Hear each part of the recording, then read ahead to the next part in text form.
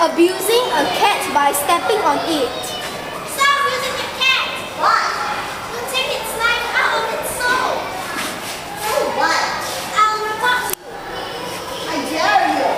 A prefect heard their conversation and walked to their direction. When Jake saw the prefect heading their way, he left the cat alone and scurried off. But the prefect called Jake back. Come back. Why did you bully that cat? Because it's fun. Do you know bullying cats are actually you're trying to kill them? No. I will turn over a new leaf and stop abusing animals. Good.